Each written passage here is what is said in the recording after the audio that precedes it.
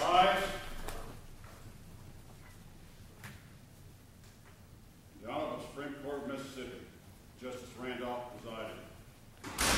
Oh yeah, oh yeah, oh yeah. All persons having business before the court are admonished to draw near and give their attention to the court now in session. God save the United States, Mississippi, and this honorable. You may be seated.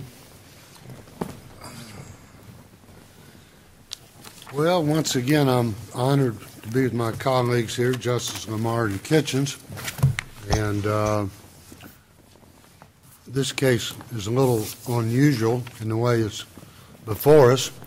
I'm not used to seeing no one else in the courtroom. However, I did want to address the fact that there has been an order entered in this case where the appeal will be treated as confidential. The way the court is looking at that is under Rule 48A of MRAP, subsection B, and I'm not certain exactly where we headed to from there. However, is there any objection of either party of proceeding that way? First, I want to make sure that both sides have requested this and approve of its present treatment. So what says the appellant? I'll be honest with the court, I've not looked at that privilege rule, so I'm not familiar with it. Counselor, you need to go to the microphone, please. Sorry. I haven't looked at that rule, so I wasn't prepared to. Well, if I recall right, and I think in discussions that the panel has had previous to this, discussing this case, that there was something that maybe the appellant had no objection to not bringing up people's names and things like that. That's correct. So the appellant was comfortable with that aspect, and the sealing of the trial court record was, I understood, agreed to by both parties. Actually, I filed the motion. And you filed the motion. It was done because I think some discovery responses that the defendants filed that had the names of the Navy SEALs in it were filed by me in the record in response to their motion for summary judgment, and were there for several months. And so rather than go through and redact, we just agreed to seal the entire record. As far as the appeal is concerned, and any opinion that the court renders, as long as there's no names of Navy personnel mentioned, which I didn't plan on mentioning any names today, then we don't have any objection. Okay. You may be seated, and can we hear from Mid-South? I agree with Mr. Taylor with respect to that limitation. I don't see any reason that the decision of this court should be under seal, just the names and confidential aspects of the record. Well, when you say confidential aspects, that's, and we'll get into that a little bit once you all start your argument, and being that this is a unique case, and I think never been addressed by this court before that I'm aware of, we may let you all ride a little bit over your time restrictions today so that we have a complete and full understanding of what you're asking us to do. But if I understand what you just said, that basically it's the names. I know there's one major report in there that I've personally reviewed. Any questions about it? It appears the government already redacted that particular document. I didn't see top secret on it or anything like that. So right now we're dealing with basically who else may have served in the unit, and as far as what is trying to be protected by both parties. The issue arose, Your Honor, with respect to participation, the participation contract and course sign-in sheets that were executed by each of the SEAL team members when they arrived at the facility. Those documents contain names, addresses, and also contact information of family members.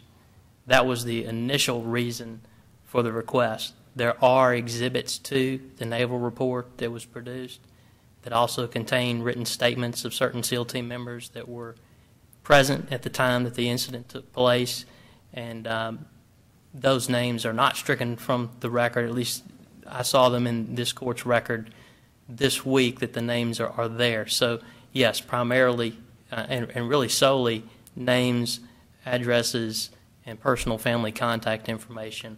Otherwise, that's my understanding that pursuant to the Freedom of Information Act, the government has already redacted anything that it deemed protected by any statute. All right, so I think, and I allow my colleagues to add to what I'm getting ready to say, at this point, I think that for our further handling of it, the confidentiality is going to be limited to those things that you've said today. If either one of you driving back home reflect that there's something else, you need to advise the court, and then we would consider that. So I guess what we have is a partially confidential record, and we'll just have to deal with that If I may, as we face it. along those lines, Your Honor, if I may, there was a hearing before the trial court at which Judge Chamberlain requested the participation of the U.S. Attorney's Office. I've got a copy of it in front of me, and I got some questions for you about it today. Okay. You're talking about what's contained in volume 17 of 17? Yes, Your Honor, and with respect to Your Honor's statement that if we're driving home and we decide that maybe there are other aspects that are confidential, for the permission of the court, I do believe it would be appropriate for us to make a phone call to the U.S. Attorney's Office just to explain the parameters of the confidentiality. And, of course, in the event the U.S. Attorney's Office takes a different position, we would certainly advise the court. Well, I may hold him to the position he took in that hearing, but we'll see how that goes. Fair enough. All right, anything to add to that, Justice Kitchens?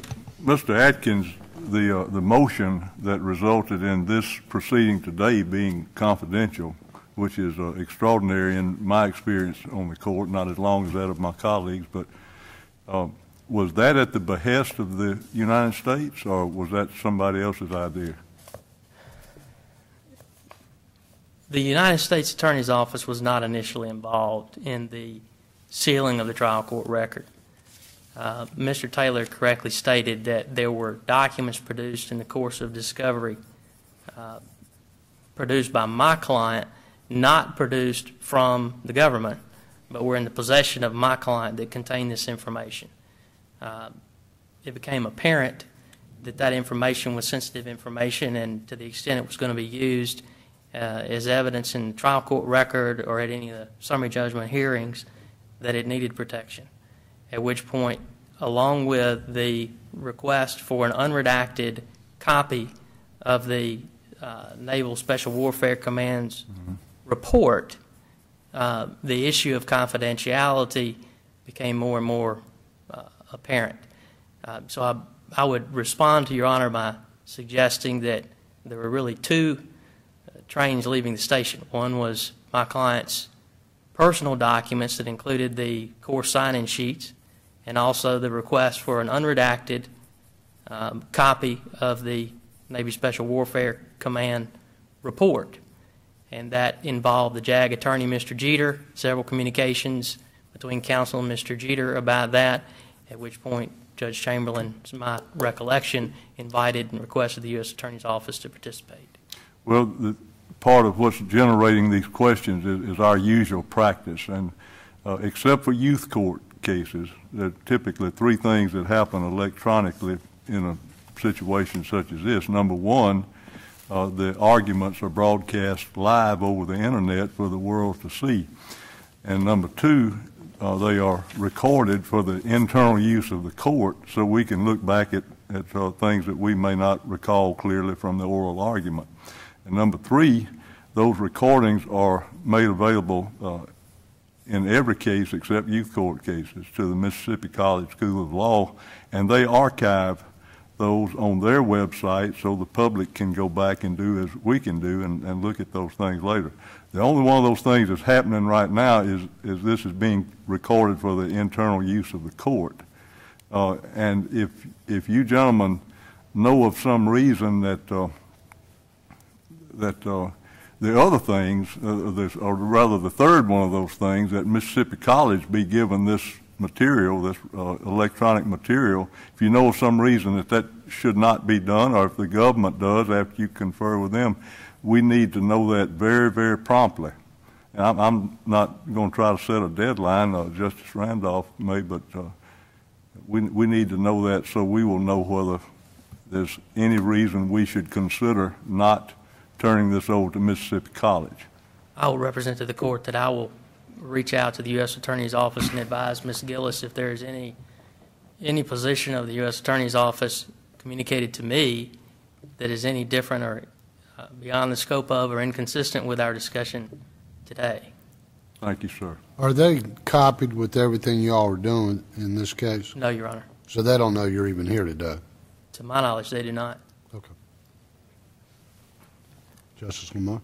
Well, you see our concern, obviously, gentlemen. We are obviously looking at the merits of this case, but also we have that concern that everything we do in our position is generally open to the public and is transparent, and we try to keep it that way. As Justice Kitchen said, with the exception of youth court, which is often shut down the way that this is, but upon seeing that this court had been marked as a confidential file, both at the trial court and also at this court, by order of Justice Dickinson, we made the decision not to broadcast the arguments today. But quite frankly, after preparation for today, these are mostly questions of law that we'll be discussing today, and I frankly don't see a lot in it that is, in effect, confidential as far as the things that we will be dealing with today. Nonetheless, based on the status of the case, we had made that decision earlier, so that is our concern. Let me ask you this, because it doesn't go to the merits of the case, but where the case is in the trial court, the sign-in sheets that you just mentioned, as well as the unredacted copy of the report, it seems that both those things could be protected through the use of a protective order. Has one been entered on those items? Not with this court, Your Honor. Not in the trial court. There was a protective order, and Mr. Taylor may correct me if I'm wrong. I don't want to misrepresent. I believe that I frankly do not recall if it was a separate protective order. My recollection is that there was a general order sealing the case for those reasons. I tend to agree with the bench that the issues that are confidential and sensitive are limited to those things that we've discussed. And could be, if they're not protected either in this court or the lower court, could be protected just through the use of protective order. I cannot see why that there should be any issue with that. All right. Go ahead. If I may address I guess, a few of those issues. I guess the plaintiff filed the motion to seal the trial court record, and that was because of the names that were already part of the record. The agreement that I had with the U.S. Attorney's Office and with the Navy. Hold on a second, huh? That's the most I've ever heard that wind blow out there. It's whistling. Was that we would enter into a protective order and that we would receive an unredacted copy of the Navy's report of this incident. The government told you they're going to give you an unredacted copy? That first we needed to seal the record, and then we needed to agree on a protective order to keep that information, private or not disseminated. We never made it there because the defendants then filed their motion on the justiciability of the case, and then. So your agreement really as to the protective order and the sealing of the documents had to do with encouraging disclosure, yes. Mostly in discovery, yes, Brian? Okay. All right. I think we're ready. Right. Thank you. All right, Madam Clerk, if you'd sound the docket, please.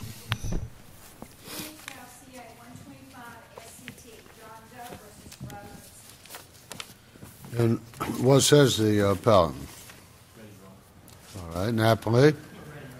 Madam Clerk, you are welcome to stay if you want, but you're also allowed to excuse yourself to attend to your other important duties. All right, you may begin. As I understand the way, from a time standpoint, that Mr. Taylor, you're going to take 15 minutes.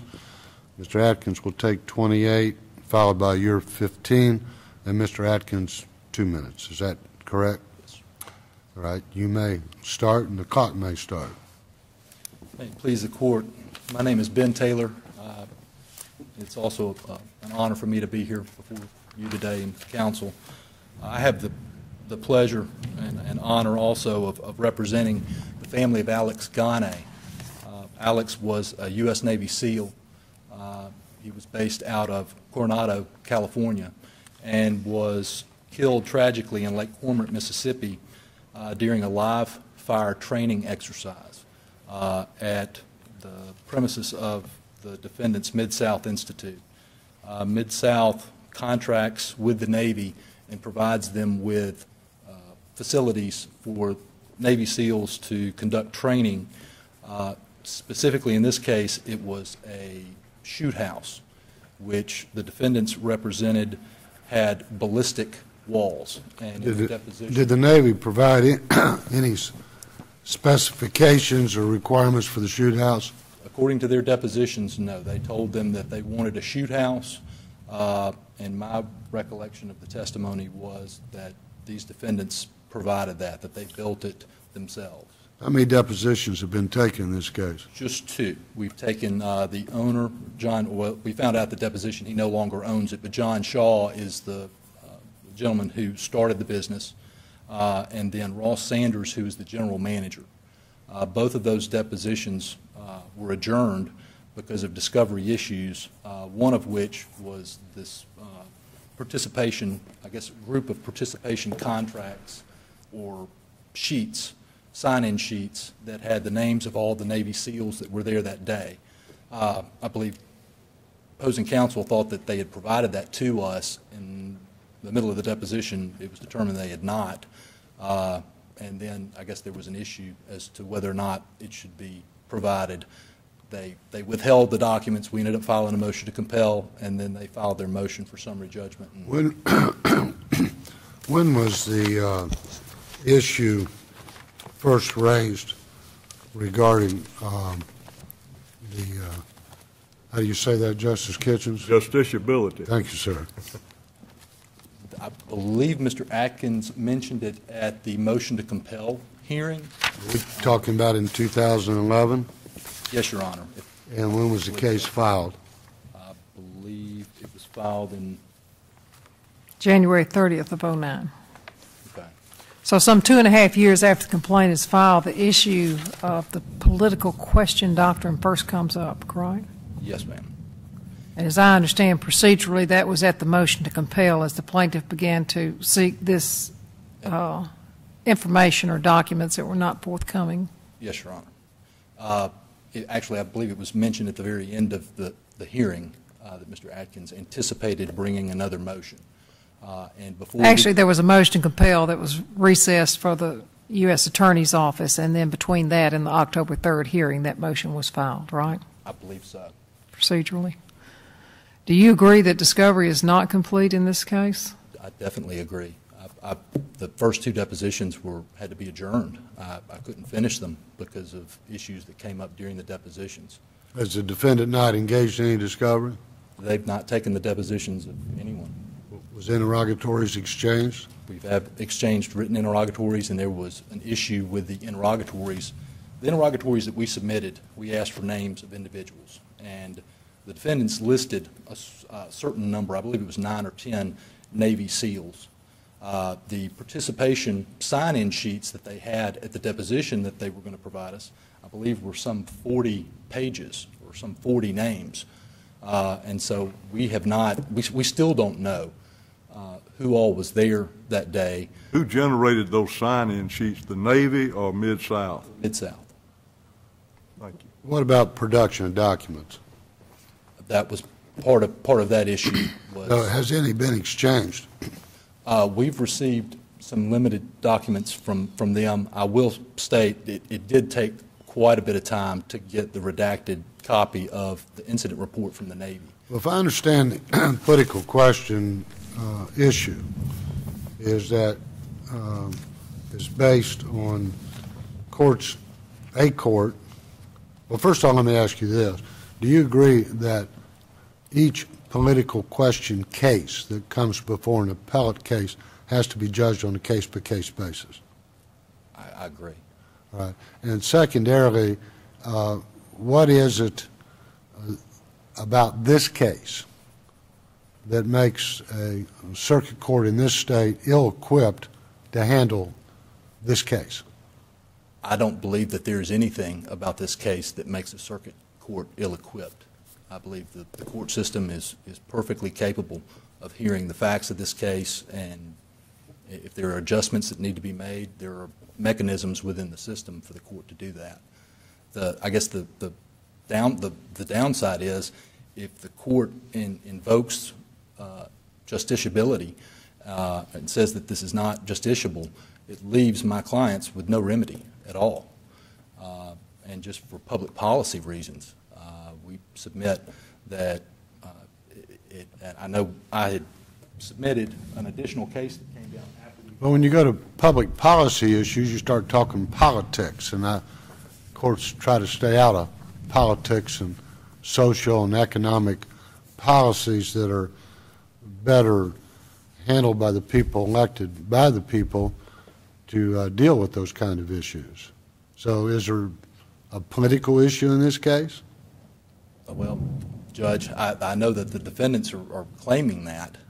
They believe that some of the, I guess, actions or inactions of the Navy contributed or caused, I guess, could have caused this death. It's our position that all of the factors that were listed by the lower court that had to be evaluated are completely irrelevant.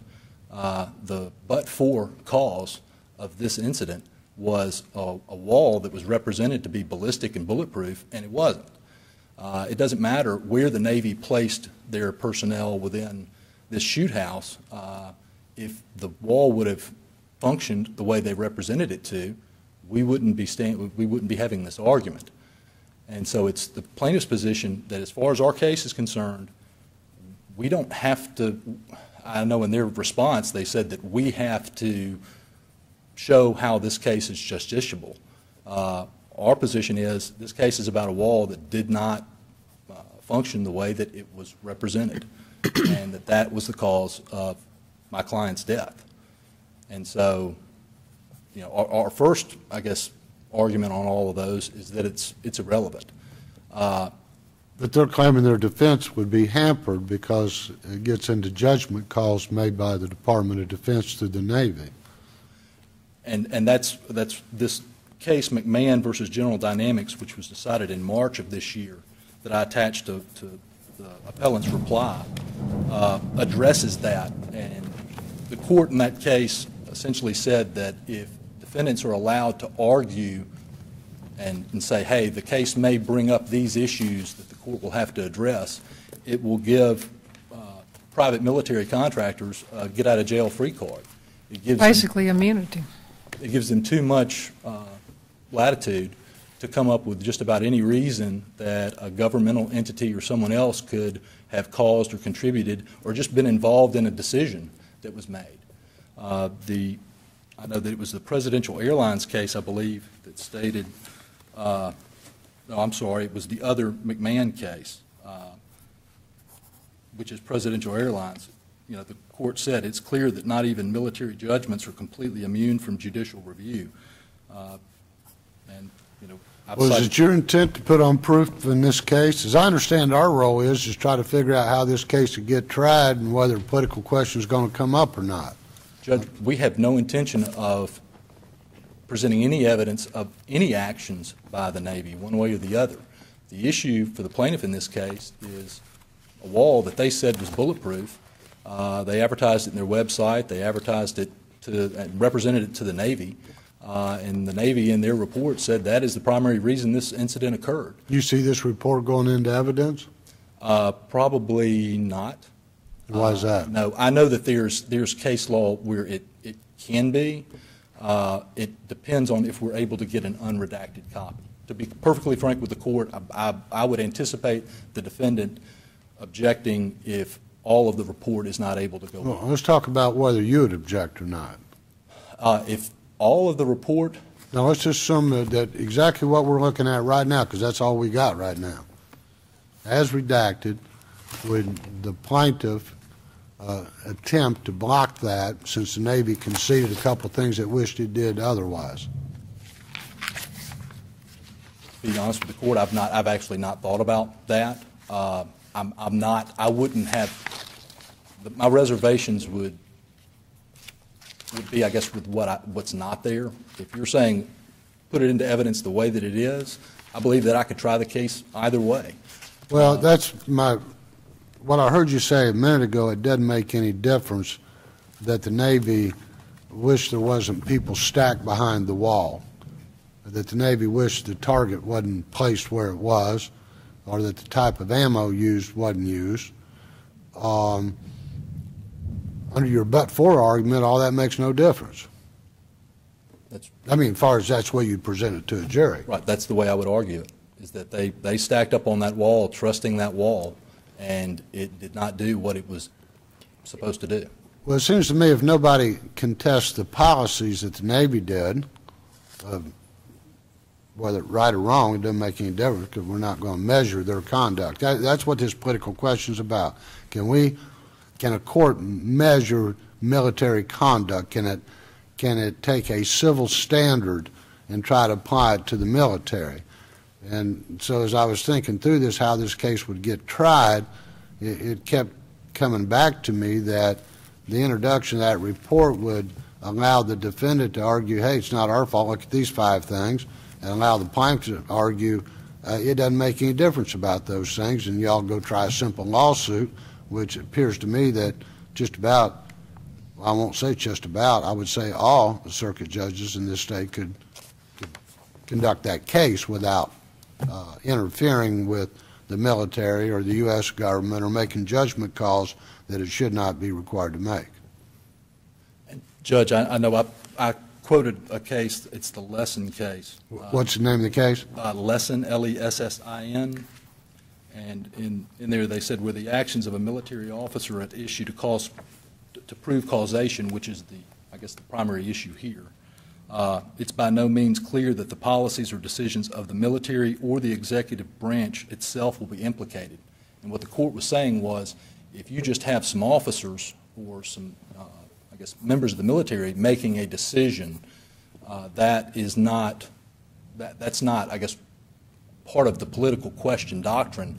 That involves executive decisions, high-level decisions from the top branches of government, not individual decisions by the range safety officer in this particular case or other men there on the ground as to where they placed targets and things like that.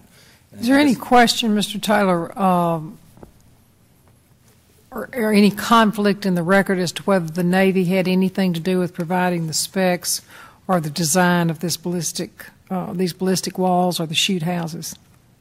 I believe that there's testimony from the defendants that in the first shoot house that was built used railroad cross ties and I believe gravel.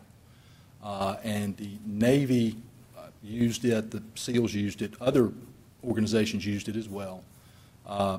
And the Navy went to them and asked if they could get something more realistic. So as opposed to having cross ties and walls that are 3 feet thick, could something be designed that was more realistic to... Did they provide the stats? Did they say your framing's got to be so thick and you've got to have so many inches of gravel or concrete or whatever they are using? Did those specs come from the Navy? The gentleman who built and designed it, Mr. Sanders, Ross Sanders, testified that he is the one that came up with all of that. That the Navy did not give him any... Sanders being the manager for Mid-South. Yes, Your Honor. Actually, his testimony was that he was not aware of these naval standards. But they represented to the Navy that they were ballistic and that they could train there. And that was, I guess, the... My point being, there's not a question there, defense or whatever, that this house, this wall, was designed the way the Navy asked us to design it. Right? In their depositions, they try and argue that there are members of the Navy that come to the school and that saw the shoot house and saw the walls, and if there was a problem, then they should have said something. That's the extent of their argument in the deposition. Okay. I also point out that in their depositions, I asked them specifically, what was it that another party did or did not do that contributed to the death of Alex Ghane. And Mr. Shaw testified to, I believe, 2 individuals who had not been named in discovery. And then when I asked him specifically about the range safety officers that were there, and I've quoted it in my brief, he said something to the effect, they should have seen a gun go off in there, or something like that. In other words, the defendant's testimony on the record as to what their defense is going to be doesn't really make any sense. These arguments that the trial court stated that the jury would have to consider were basically arguments made by defense counsel and statements that were listed in the Navy report. The Navy report, again, said the primary reason that this happened was because that wall did not perform as advertised.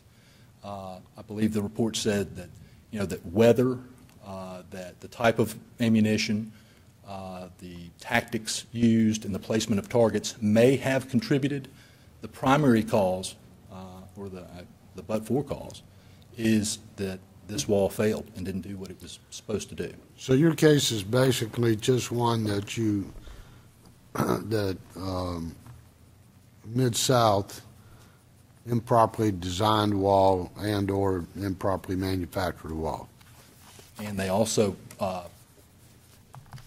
misled and represented the wall to be something that it was not, which my client and the Navy and everyone else that used it relied upon. But it's performed otherwise, hasn't it? It has, according to their testimony, with the exception of one incident that they never found evidence of. There was 3 days before this happened. There was, I believe, one Navy operator complained, and I believe the reports or the narratives in the Navy report, the SEALs say that the manager at Mid-South basically told them they were seeing things and had stayed out too late the night before or something like that. They would what? That they were mistaken, basically. They again said there's no way the bullet went through these walls, they are ballistic. And that was one of the things the Navy said, looking back and playing Monday morning quarterback, maybe they should have stopped all training when they got this report that a bullet had penetrated. But the officer in that situation Let me get you out of the facts for a second, because your time's up and been up for a couple of minutes, but we've interrupted you, myself mostly. And did you have other legal things that you want to make sure we heard before your opposition speaks? Actually, no. I know the court's read my briefs, and basically everything I had was contained in my briefs. So, let me ask you quickly, sir, who was it that you said made that representation just days before this incident that the wall was ballistic and that whoever thought otherwise must have been up too late the night before? So, was that one of the people you deposed? Yes, Your Honor. Who was that, sir? Mr. Ross Sanders. And he confirmed in his deposition that he went and he looked and tried to see what it was that the Navy operator was talking about, and said that he didn't see any evidence of it. The RSO, the range safety officer for the Navy and for that SEAL team, out of an abundance of caution, shut that wall down for training and basically said, we're not going to be using this section of this wall. But based on Mr. Sanders' representations, and then I guess it was a... was it the same wall? That we've not been able, in their depositions, they've testified, excuse me, that it was not. But that has not been determined. Was there any representation as to whether it was constructed the same as the accident wall? Whether it was the same or not, was there any difference in the way they were constructed? All of those walls were constructed the same. It was all in the same house? Yes, and okay. It was basically it's plastic or rubber sheets, which would be like sheetrock in a normal wall, and then the gap in between, rather than being filled with insulation like in a home, it's filled with pea gravel or just gravel. And I guess the report indicates that the tops of the walls were exposed to the weather, and this happened in January, and it was really cold the night before. And so I guess the accumulation of rain, freezing, and then also what expert I've consulted with has told me that it's called arching, and it's where the pea gravel settles as it's being shot, and some of the gravel supports itself and creates an arch, and then it settles and it creates a gap. So there's no roof on this structure? Is that what you... There's no roof, and the photographs and the wall in question that was breached was exposed to, there was no roof or anything on it. I don't want to misspeak. I believe that there are portions of the shoot house that are covered, and then there are portions that are not. But the tops of the walls are open, like a trough or something, right? Yes.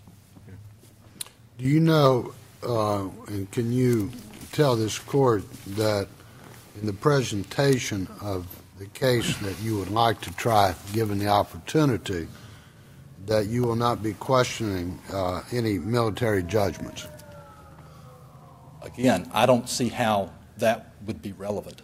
I think that the issue in this case I don't either, but I'm asking you that question because we got to decide how you're going to try the case. I cannot foresee, really calling any naval personnel. I don't know why that would be. Well, McMahon, the case you cited versus Presidential Airways, said it would be inappropriate to dismiss the case on the mere chance that a political question may eventually present itself where it's not clear that military judgment would be questioned.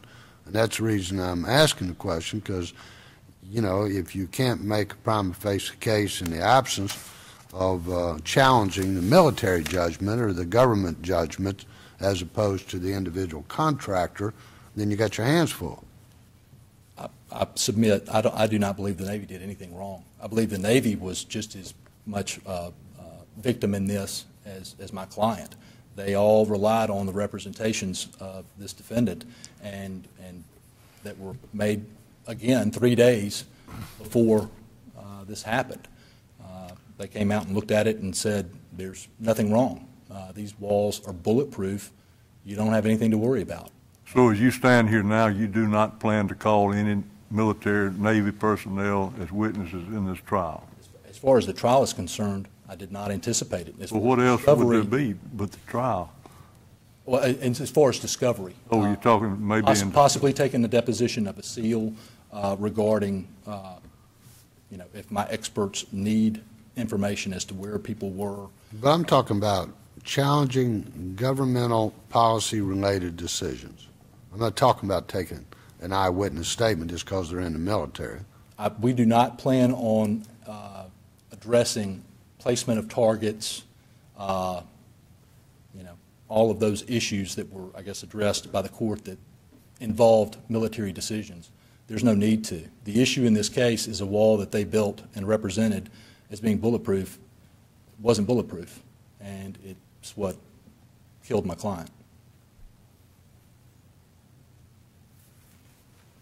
Any question? Thank you. Thank you. Did you keep track of the time? Because that needs to be added to Mr. Atkins' time.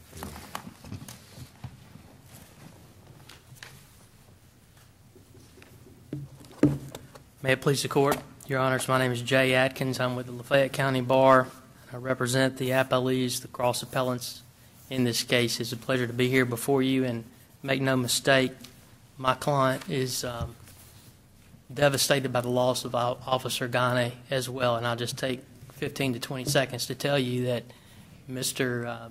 Shaw, John Shaw, who Mr. Taylor deposed, literally broke down crying in his deposition. And this man is 2 to 3 times my size, has a quite extensive background himself, and Officer Ghane's picture is still hanging in the wall of my client's, hanging on the wall of my client's facilities. So the arguments that I make today in no way are intended to minimize the tragic loss of Officer Ghane. But, Your Honors, there are some critical issues of law that have been recognized by this court very recently in 2011 and 2012, and 2 very important decisions by this court that call into question cases similar to this, that highlight, Your Honors, the importance of the separation of powers in not only the United States Constitution, but the Mississippi Constitution. The first case was a 2011 case where this court addressed the Measure 26, which is the Mississippi Personhood Measure, intended to amend the Mississippi Constitution to change the definition of a person, and I'm sure you're all very familiar with that decision. That was Hughes versus Hosbin. In that case, the court said we cannot invade the territory of the legislature or the electorate to review the substantive validity of a proposed initiative, and thereby we will honor the maxim embodied in the constitutional mandate of the separation of powers. The following year, last year, 2012, in the case of N. Ray Hooker, this court was asked to set aside otherwise facially valid pardons by then Governor Haley Barbour. The court again refused to get involved in that case. This court cited two landmark decisions from the United States Supreme Court, Marbury versus Madison, which we rely upon in our brief, and the Nixon versus U.S. case. The Nixon versus U.S. case was not only cited by this court in N. Ray Hooker, but it was quoted in the N. Ray Hooker case, and very importantly, this court quoted from Baker versus Carr, which was relied upon in Nixon versus U.S. This court also expressly quoted in that decision 2 of the 6 Baker versus Carr factors. And as you know, Baker versus Carr is the landmark decision from the United States Supreme Court that explains the application and pertinence of the political question doctrine. It is the case we primarily rely upon in this case. Are you just relying on one or more of the factors that was considered in that case? We're relying upon 4 of the 6. 4? The first 4, primarily the first 2, and those will be the 2 that I talk about primarily today, unless your honors have questions about factors 3 and 4.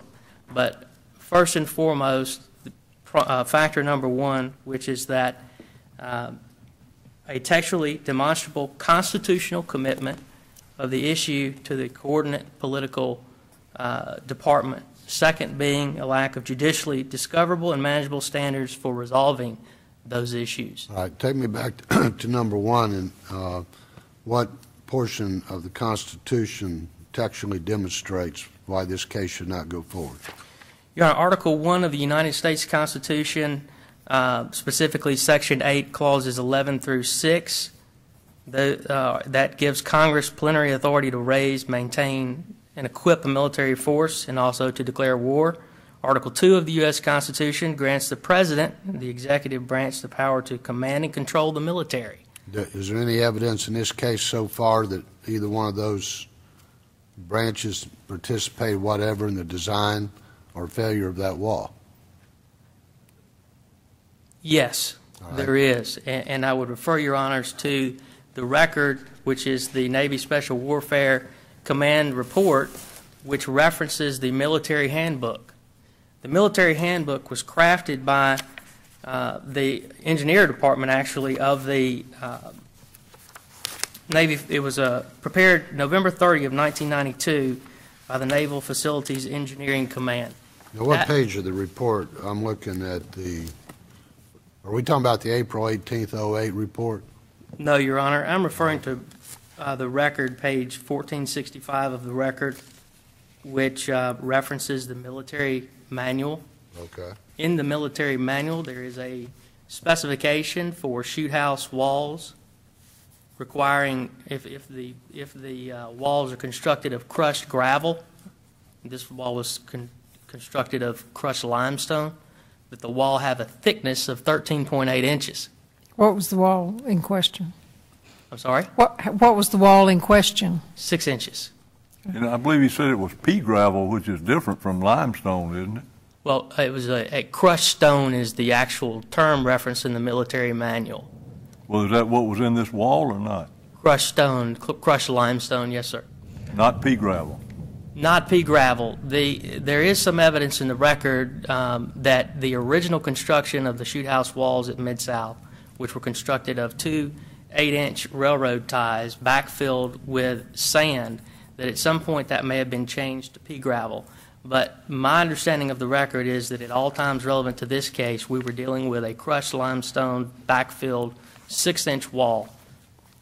I think I asked Mr. Taylor the same question, though. When you speak to the military regs that require a 13-inch wall in a shoot house, Is there any dispute as to whether or not the Navy provided the specs or the regulations to Mid-South to construct these walls or ballistic walls or shoot houses? In fact, they never did until after this incident. And had they done so, we will contend at trial, this never would have happened.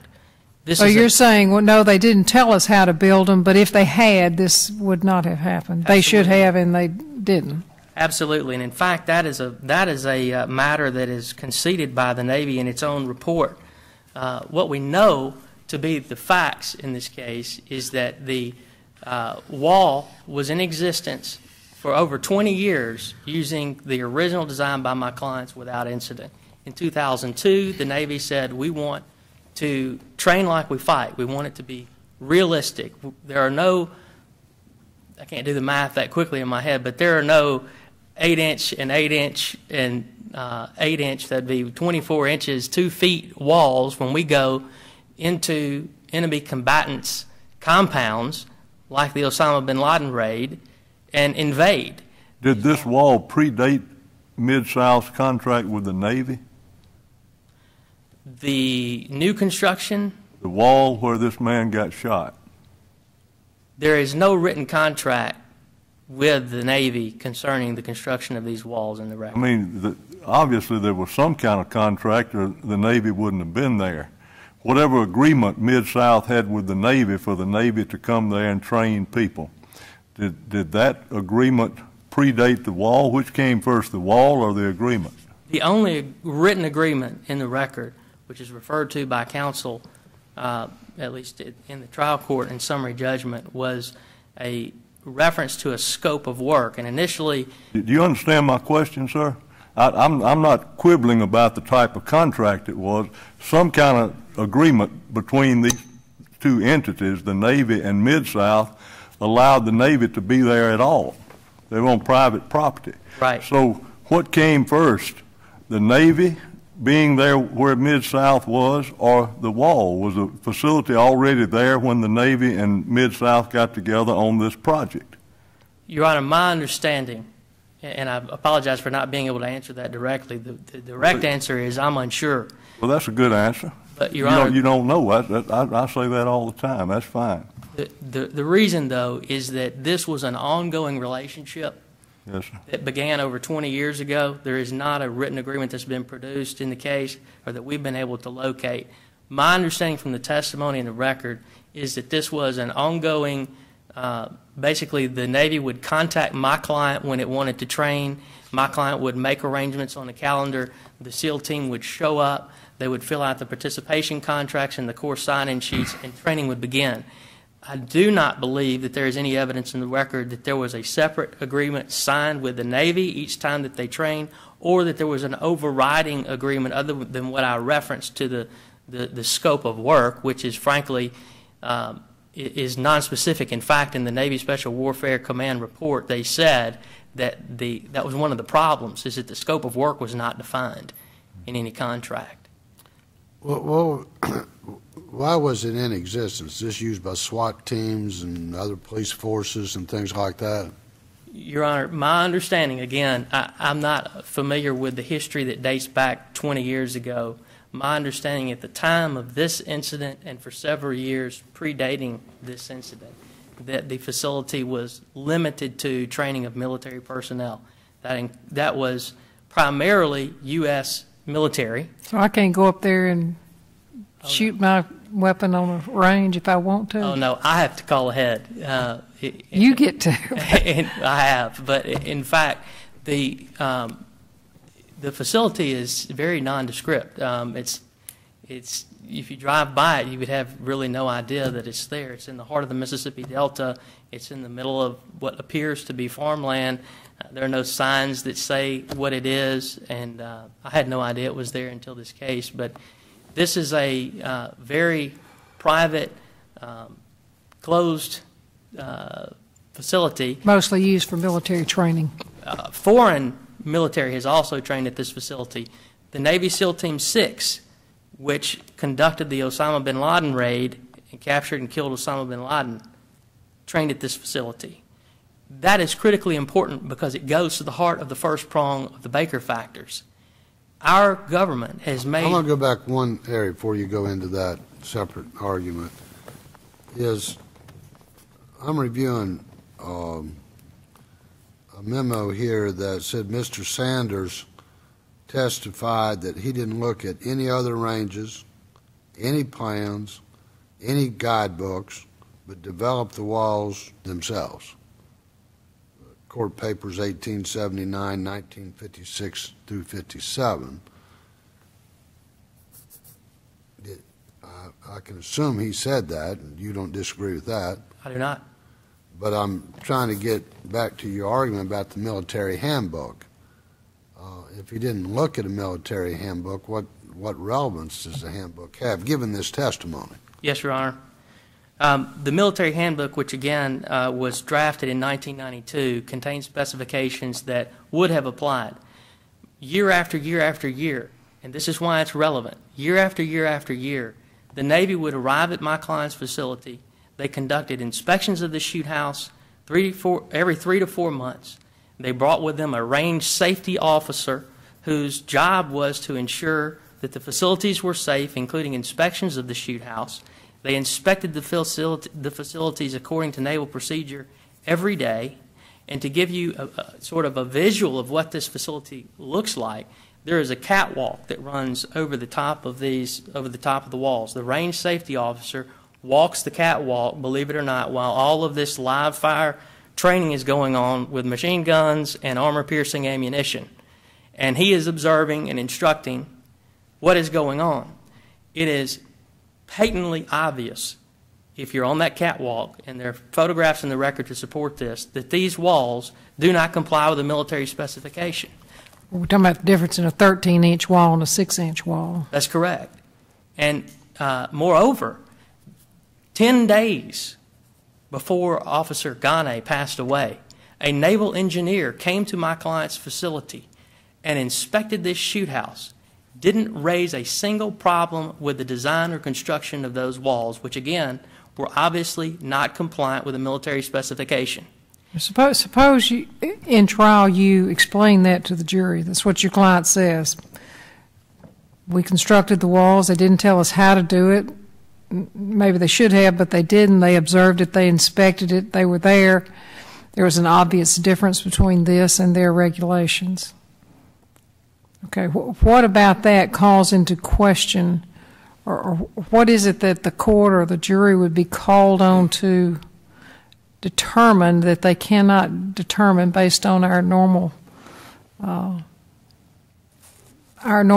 procedures for determining these kinds of issues? I mean, can't they look at that and say, well, you know, maybe they're right, and we think Mid-South bears this much responsibility for it, and perhaps, but perhaps not 100% of the liability for it?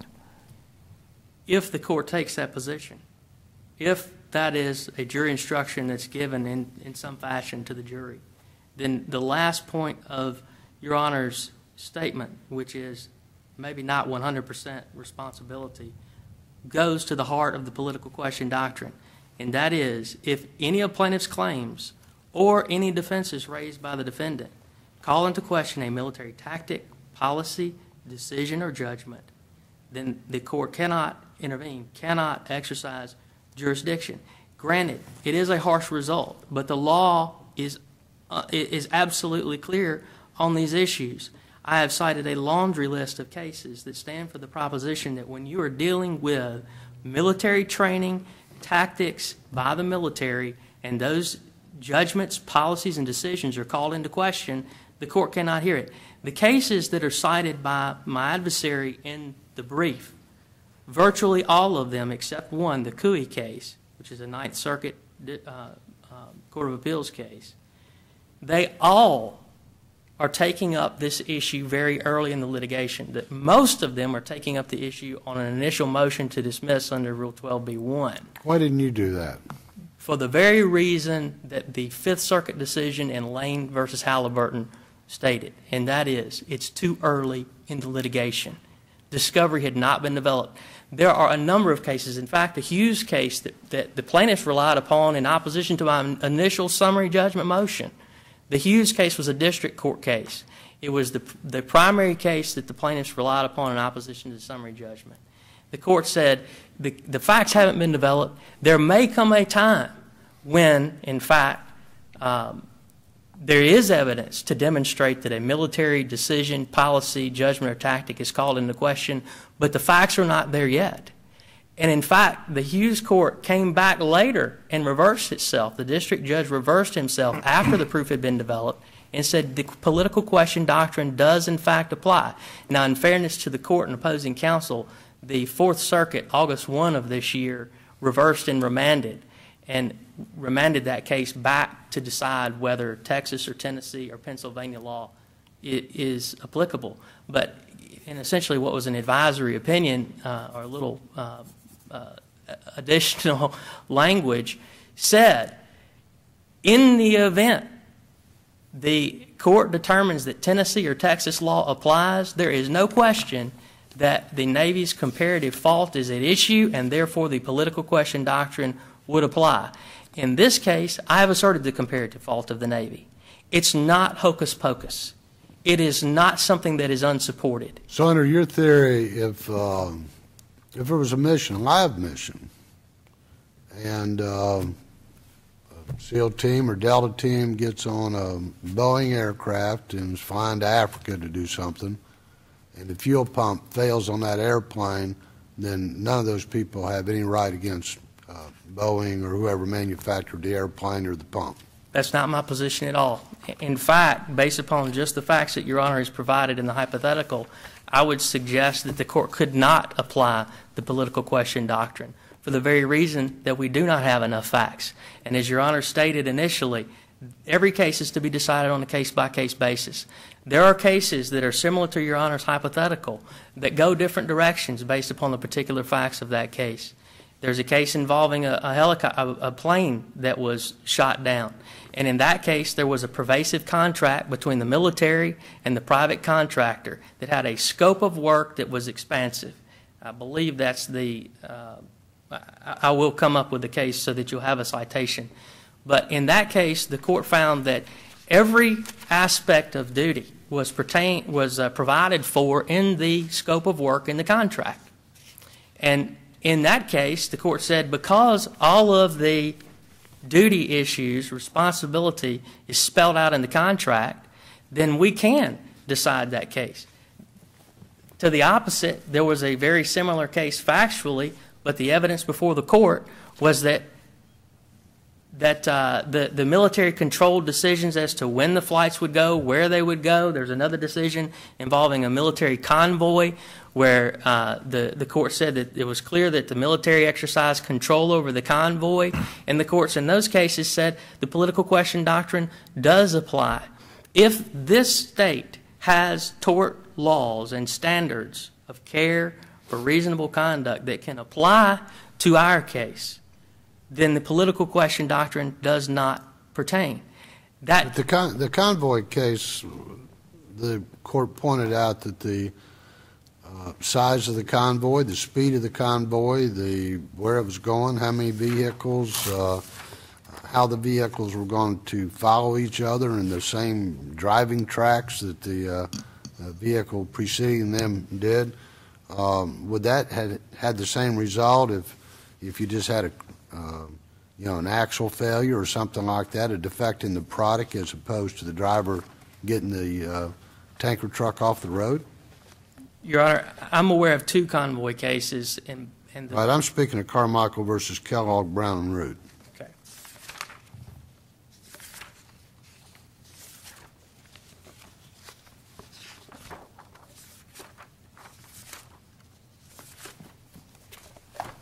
Excuse me. Well, that's fine. Okay. That was the 11th Circuit case from 2009. In that case, my understanding of the case, Your Honor, is that the military contractor provided an escort for convoy in a combat zone. The driver lost control of the vehicle and it crashed. The court found that the political question doctrine did bar the case And the very important quote from that case is that it is the military, not the civilian contractor, that decides when the convoys are to be arranged, the routes to be traveled, the speed at which the vehicles are to travel, and these things that Your Honor has pointed out. Very similar to that. All right, but let's go back to this case now. Yes, sir. The case you're in. The military didn't decide whether to use limestone, pea gravel, or hard rock or whatever. He decided that. Is that correct? I take issue with that in the record. And the reason, well, you said he had the wall built before they ever come out there. well, in terms of the 2002 reconstruction pursuant to the military request, my client testified that he created an exemplar wall and that he tested it with 150 rounds of green tip 5.56 ammunition, and that it didn't penetrate the wall. And he also tested it with. That's the same ammunition that was being used the day of this death. That's correct. It's also my understanding in the testimony that he involved the Navy, educated them as to the testing that he performed, and that there was never any objection to either the testing performed or the construction of the wall. I want to back up and if your honors will allow, give some very salient facts that I'm relying upon to demonstrate that this is not just a case about construction of this wall, that this is not just a case where we can go in front of the jury, they can say the wall didn't perform as advertised, and that be the end of the story. My client first was not there, was not present in that shoot house when this incident occurred. My client did not select the ammunition, it did not select the weaponry, target placement, the strategy of allowing team members to stack against a wall that were receiving live fire. There was a range safety officer at every training session in the shoot house facility. Well, I think their point is if the bullet can't penetrate the wall, it doesn't matter how many people are on the other side of it. That could be argued a but-for cause of the accident, but it's kind of like the old Paul's graph case that we learned about in law school. This state and most states require proximate cause, and we have briefed this issue thoroughly that every claim asserted by the plaintiffs require proximate cause. It would be tying my client's hands behind its back to remove the fourth defense and its answer that the Navy was at fault based upon the facts of this case. The Navy itself in the Naval Special Warfare Command report admits that it was at fault, and the facts bear that out. As I was saying, every aspect of this involved the Navy. It begins with the decision of the commanding officers that instead of dropping bombs on Osama bin Laden in Pakistan at his compound, we're going to employ very specific close quarters battle, face-to-face combat, and we are going to, with precision, eliminate the enemy. It is much safer. That is a decision, and I understand that it could be argued that well, you're just grandstanding or overstating things. Respectfully, no, I'm not. This is a decision that was consciously made by our military to employ that type of strategy. It's important to note that because, according to the evidence in the record, the SEAL team wants to train like they fight so that when they go into Osama bin Laden's compound, they know exactly what they're doing. 4 months before this incident occurred, the Navy Special Warfare Command officer who is in charge of SEAL Team 5 was on site and observing one of the training sessions that was going on in the shoot house. He saw that the training cadre was allowing for stacking on the other side of the wall, people to be on the other side of the wall. And keep in mind, the testimony in this case is that no wall is truly ballistic. That's the testimony in the case. Whose testimony is that? That's my client's testimony. And frankly, the admission by the Navy Special Warfare Command Master Chief that he doesn't want SEAL team members stacked on the other side of the wall is an admission that they're aware of that. And he told the training cadre... Well, what's going to prohibit you from presenting that evidence to a jury? Your Honor, if I present that evidence to the jury, an argument would be made by me at trial that the Navy's own policies, practices, and even warfare combat strategies that they employ in the field increase the risk of injury, including death, of their SEAL team members, and the SEAL team members are aware of it. They consciously make those decisions because instead of, like I say, dropping bombs, there's very little risk, relatively speaking, to a SEAL team member on a plane 30,000 feet in the air dropping a bomb on Osama bin Laden's compound, when compared to the strategy that the military has adopted here, which is to go in close quarters battle, face-to-face, hand-to-hand combat with the enemy combatant. That is a training, that is a military war strategy that has been adopted by the executive branch of government. The only reason But the plaintiff is not challenging the strategy. That's not where the issue is.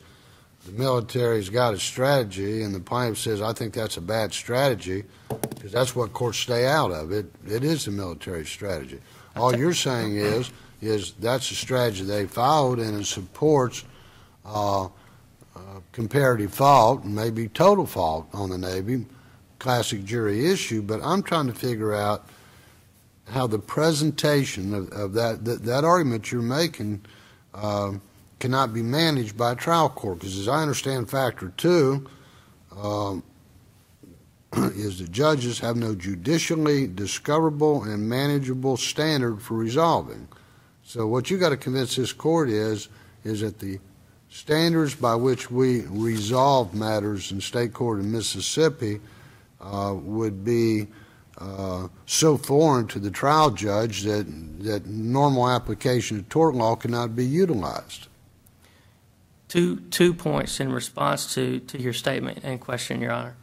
The first is that I take issue with the representation that the plaintiff is not contesting the training of the Navy. And I would refer, Your Honor, to the plaintiff's complaint, paragraph 16, which is page 16 in the record, where the plaintiffs have sued John Doe defendants 1 through 100 in this case.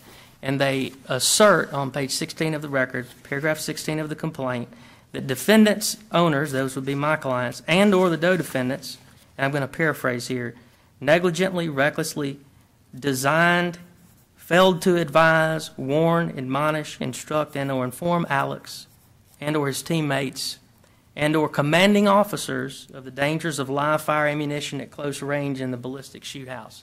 The suggestion there is that it's someone's responsibility to train, educate, and advise commanding officers in the military of the dangers of close quarters combat in a shoot house using live fire, green tip, tungsten core, armor-piercing ammunition.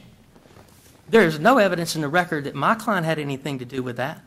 Well, I thought what I heard you say is they negligently designed, failed to warn the teammates and their commanding officers About the commanding officers of the dangers of live fire ammunition at close range. So basically what the plaintiff is arguing in paragraph 16 is that someone failed to advise the Navy of the dangers associated with that combat strategy and tactic. That allegation is made against Mid-South, is it not? It's not just anyone or someone. It's Mid-South that he alleges that against, and says Mid-South failed to make such disclosures or warnings to the Navy. That's not against the Navy. Mid-South and or John Doe defendants, right? That's correct. And of course the John Doe defendants haven't been identified in the case, but I intend to argue that that's the responsibility of the Navy at trial. Okay? And the case law, Your Honors, is that the court can't just look at what the plaintiff is going to do to prosecute his or her case. That the court is also to look at how the defendant is going to defend the case. Let me ask you another. Were you through, Justice Randolph? Go ahead. This military handbook from 1992 that you said had the specifications for a shoot house wall in it, is that a public document or is that classified? I can't. Well, you've seen it, haven't you? I mean, you don't have any security clearance, do you? Oh, I do not. I have seen it and I am in possession of it. Yeah, it's on the internet, I suspect, isn't it? I can't answer that. And then, have you ever sought removal of this case to federal court? We have not. We have not. All right. Thank you. Atkins, correct me if I'm wrong, because I may be, but as I appreciate your argument and your responses to some of the questions today, I take it that you can put on your case, you can put on your defense you can present this evidence, but you're saying that that is going to cause the jury to pass judgment, I suppose, on these policies or Navy decisions. Is that what you're telling us? Or are you telling us you can't put on the evidence you need to put on because of the restrictions that will be placed on you? Which is it? Yes, Your Honor, both. First and foremost, I intend to present the evidence, and I believe that I can based upon the evidence that's in the record at this point. I would much prefer to have the unredacted report of the Navy, and I would also like to take depositions of Navy employees. That would be part of my discovery and hopefully the proof. The second part of the response to your question is, though, I am handicapped because the Navy has the evidence in this case. They removed the section of the wall that is at issue. They have all of Officer Ghane's clothing. They have the autopsy report. They came out there, did a full-blown investigation, and removed the relevant evidence from the scene. To this point, we've not been provided with access to that evidence. To this point, there has not been, and this is pretty critical, to this point, there's not been a single qualified expert. There is a report from the sheriff, I believe, of DeSoto County. But there's not a single qualified expert that has said that this was a defective wall, a defective design, or that the bullet penetrated the wall. Let's be quite clear of that. I don't come in here today conceding that this round penetrated the wall. I don't come in here conceding that this was a defective design. In fact, my client tested the design, and it passed. This construction had been in place since 2002. Used thousands of rounds, and I'm about out of time. So there is some dispute then that the round that killed Officer Ghane came through that wall. Well, there is until there is competent expert proof from experts that have complied with the Daubert standard to make that determination. At this point, that is not in the record. This case has gone on, as you pointed out, for 2.5 years. Plaintiff's experts have been invited to, but have never even visited my client's facility. So there is a long road to hoe. So they also do not have access to the actual wall? They didn't. My understanding is the evidence that has been taken by the Navy? There was a section of the wall that was cut out and removed by the Navy. But the facility is otherwise in the same condition it was in at the time. And in fact, there are other portions of the wall that are there that could be tested to determine whether this is a fluke, to determine whether you can pump 150 rounds into these walls that have been exposed to the weather, as all the things that the council points out. Those walls are there. They can be tested. Experts could come out and establish the claim that the plaintiffs have the burden of proving. They haven't done it. And so I want it to be clear, we do not come in here conceding that this wall is defective or that the bullet even penetrated the wall. What we have done is we have developed the proof. Granted, we don't have all of it, and we hope to get it if Your Honors remand the case. But we believe at this point in the litigation, there is adequate evidence that the Navy was substantially involved in this. And if I may, I want to point out a couple of other salient facts that support that point. The council has referenced the day, or 2 days actually, on January 28 of 2008, 2 days prior to Officer Ghane's incident, that my client was aware of the assertion that a round had penetrated another wall, and that my client inspected it and made a representation that it performed, that was ballistic. They relied upon that, and they continued training, and then Officer Ghane died. There's a very critical fact left out in that. It wasn't just my client that inspected that wall. It was my client in conjunction with the range safety officer of the Navy. They both went to the wall. They both inspected it. They both made the decision that there was no indication that a round had penetrated the wall. The range safety officer took the wall out of play, but made the decision that his team was going to continue to train in the shoot house and didn't modify any of the training tactics, didn't set up the targets in different areas. So all the walls were basically constructed in the same manner? To my knowledge, Right. everyone is constructed in the same manner. So he took one wall out, but they continued to train in the facility that contained walls that were constructed in the same manner. That's correct. And your clients, none of your clients were at the shoot house that day? They were not at the shoot house at the time this occurred. The So your testimony- information about what actually happened to the officer comes from the the investigative reports? That's correct. The only information we have about what happened that day comes from the Navy Special Warfare Command reports and the statements of the Navy SEALs that are attached to it. That's the evidence in this case. It all comes from that. This is not a situation where my client is driving a vehicle in a convoy or flying an airplane, or there are some cases dealing with work on a generator at barracks in Iraq, or work on a fuse box where a private contractor was doing electrical work and a Navy SEAL is electrocuted.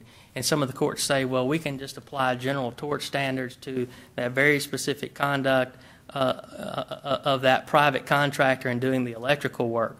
Or we can apply just very basic tort standards to a guy who's driving a vehicle in a military convoy going 90 miles per hour, swerves and crashes. This is a far cry from that. This is the Navy conducting military training exercise, close quarter training, using tactics that were questioned by the Navy before this happened. The Master Chief, the Command Master Chief, who is in charge of this team, questioned the cadre, said, I don't like this training tactic. And the training cadre says, well, we want to train like we fight. That was 3-4 months before this happened. The Master Chief was back on the site during the training session that happened in January of 2008, before Officer Ghane died. He raised the issue again. And they continued to do it. They continued to employ these dangerous tactics. Now, how I am to submit to Judge Chamberlain a proposed jury instruction as to the standard of care or reasonable conduct of a Command Master Chief of the Navy or of the range safety officer or training cadre, how I am supposed to submit that to the court, and the court is then to apply Mississippi law to craft a jury instruction to be given to the jury as to what the reasonable standard of care is on those facts. That's why the political question doctrine exists, particularly prong number 2. There are no judicially manageable standards for the court or the jury to consider those types of issues. And that's not the only evidence that we have. We also have the fact that the Navy engineer was on the property just 10 days before this happened, walked through the shoot house, inspected it. He didn't raise any issue with what was a clear violation of the military manual in terms of the specification of 3.8 inches. We also have a report from a Navy SEAL who was there performing in the training session. And he says in his statement, he says, I saw that we were about to fire back on our train, which is the whole stacking issue, and I raised the issue to a more senior SEAL. Now so not only do we have the Master Chief raising the issue to the training cadre, but we have a SEAL team member raising the issue to a more senior SEAL team member. And what happened? The assertion is that because they were firing back on their own team, that a round penetrated the wall and caused the death of Officer Ghane. So the key phrase is inextricably intertwined. And that is the question this court has to answer, not only with respect to the allegations of the plaintiff, but also the case that I will present to the jury, which will include all of these things. And there's probably more if we actually get to do more discovery. But what do you have to get into standard of care when the Navy acknowledges those may be contributing factors? The report I read, said we could have done, we should have had the range certified. I remember that being in the report. I remember no stack, and we shouldn't have stacked. I remember the placement of the target, and there was 2 others, I think. I think there was 5.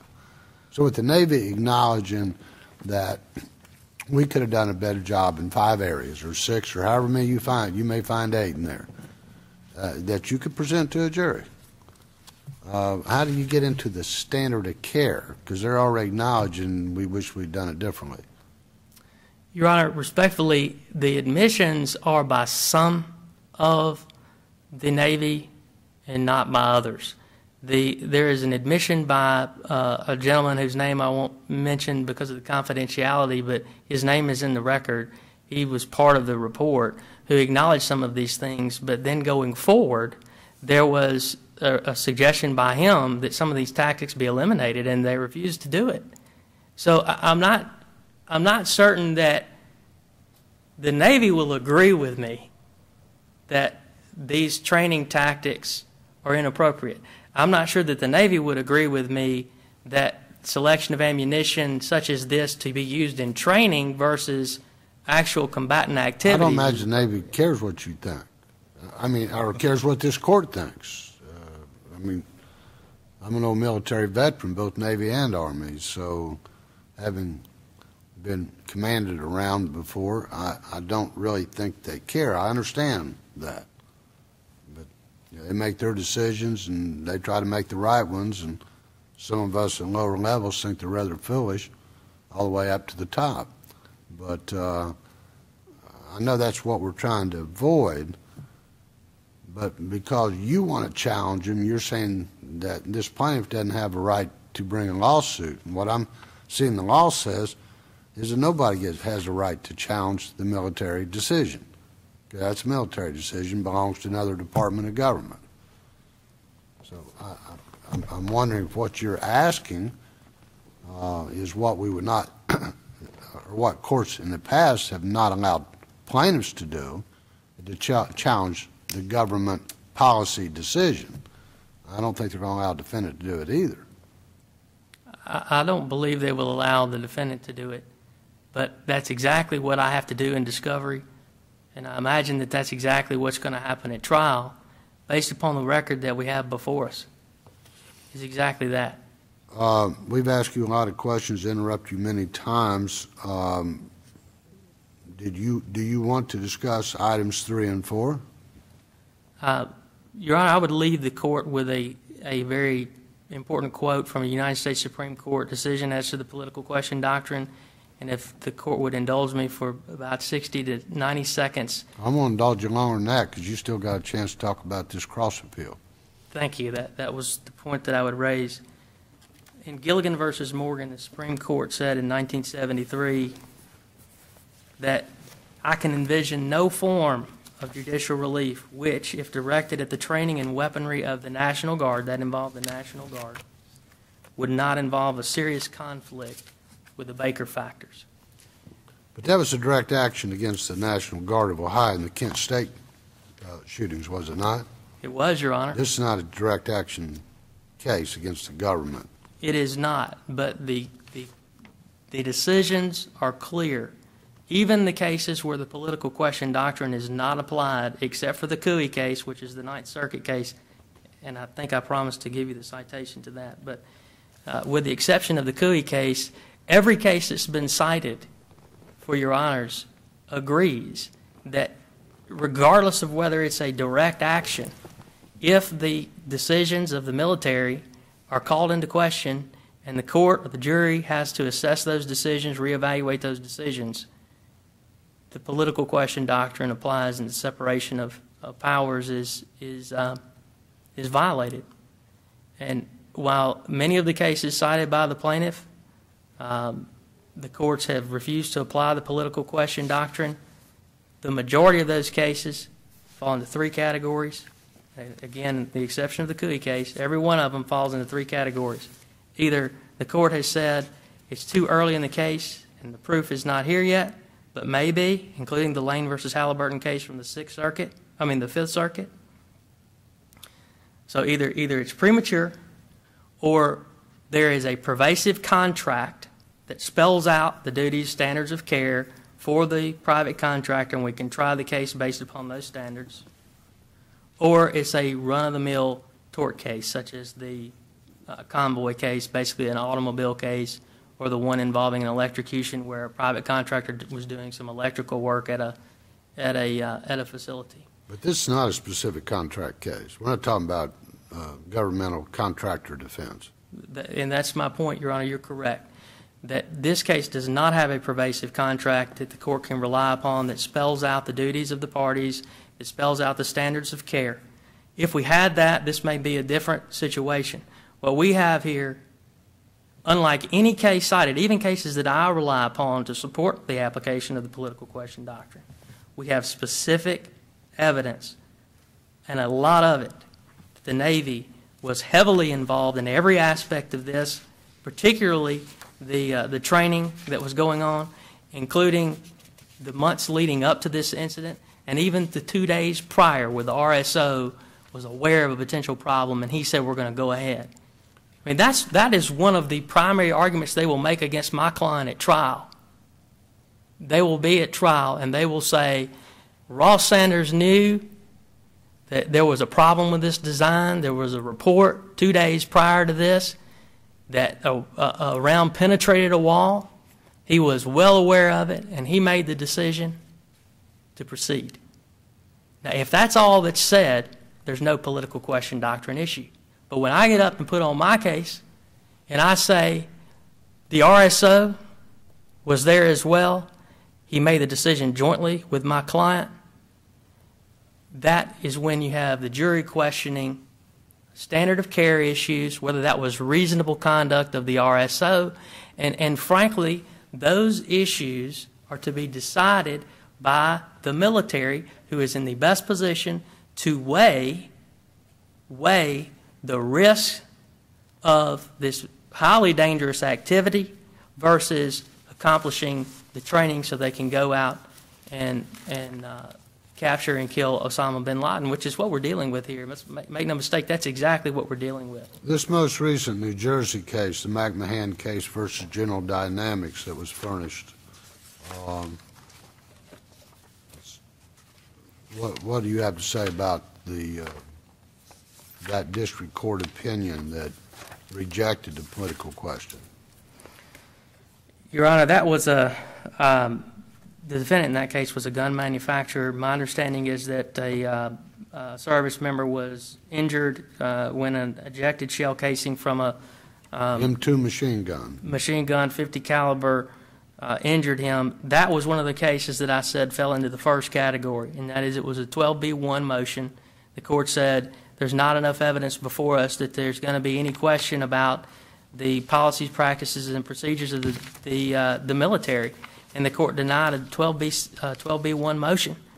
There are a lot of cases like that, including the Hughes case where the district court who initially made that finding came back after there was evidence developed and reversed himself.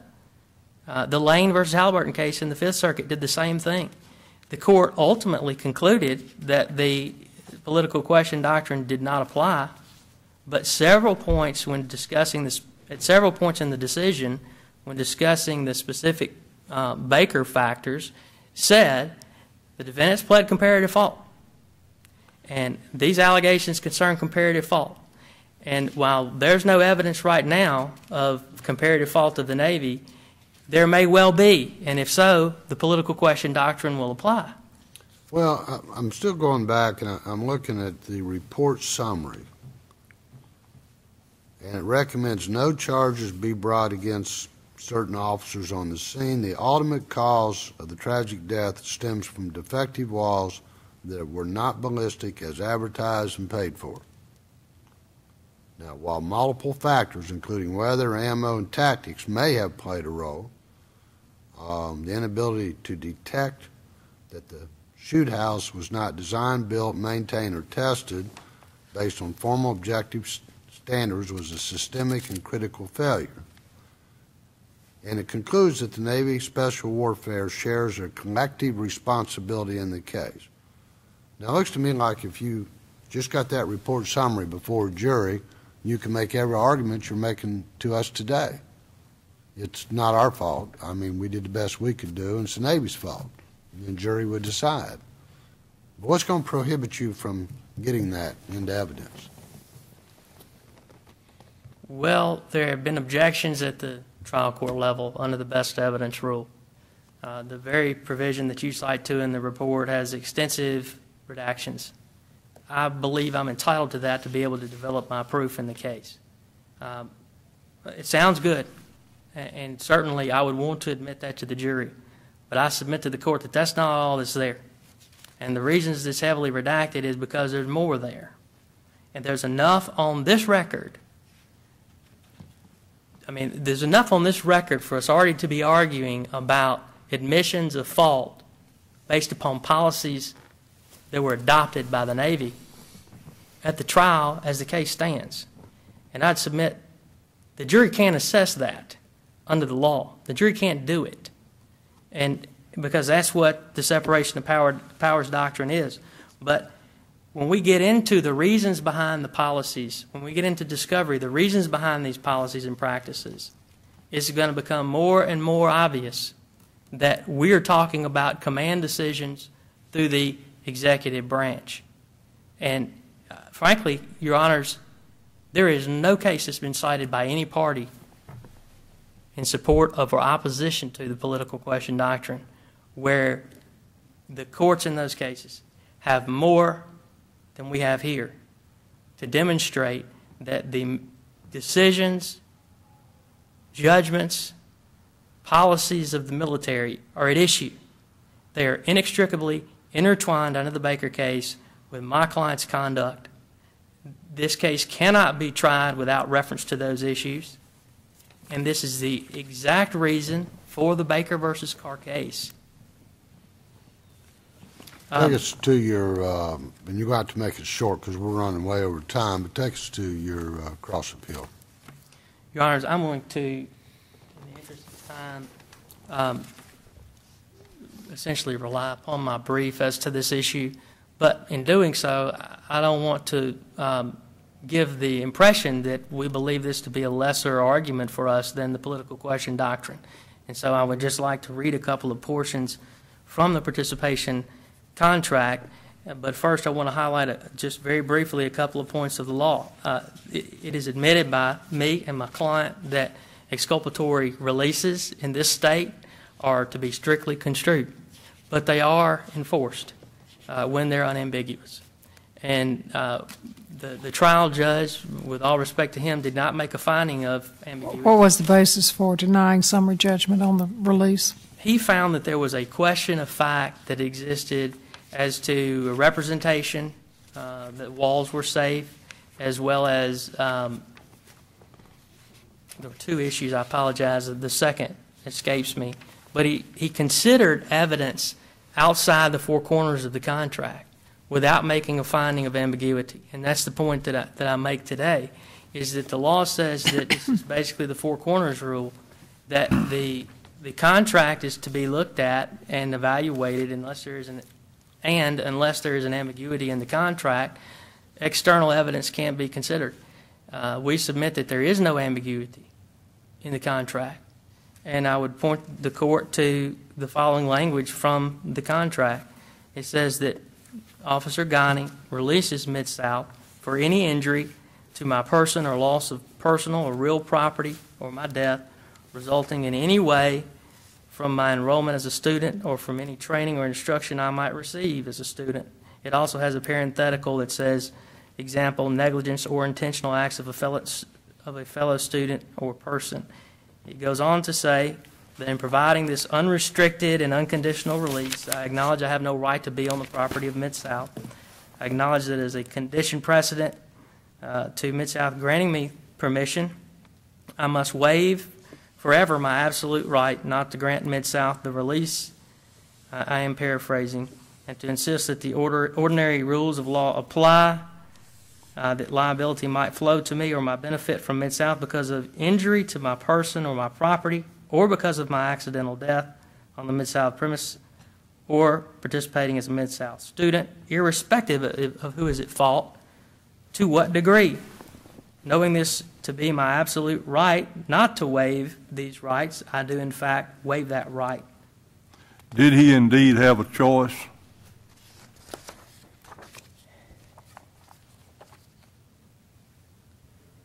Your Honor, the proof hasn't been developed on that. I see the court's point, and candidly... Second question is, was there any consideration paid to him for signing that release? There was no monetary consideration. Was there any consideration of any value whatsoever? Value in terms of training, yes. But there was no monetary, there was nothing paid, if that's Your Honor's question. That's undisputed. There was nothing paid. I think you know the meaning of consideration as well or better than I do, but you're saying there was consideration for his son. It's not stated in the release, is it? It is not, Your Honor. A promise for a promise consideration. Promise for a promise. But I understand Your Honor's point about whether he had a choice, and frankly, we submitted the summary judgment motion. We met our burden on the summary judgment, and there was no evidence or affidavit submitted to the contrary as to his choice. There was no affidavit submitted by any member of the Navy on behalf of the plaintiffs indicating that he didn't have the choice. And I respectfully submit that it would be inappropriate for the court to assume that he didn't without that evidence. The release goes on to say that he acknowledges that the training at Mid-South would expose him to extraordinary danger and could cause him to suffer injury or accidental death. And it goes on and on.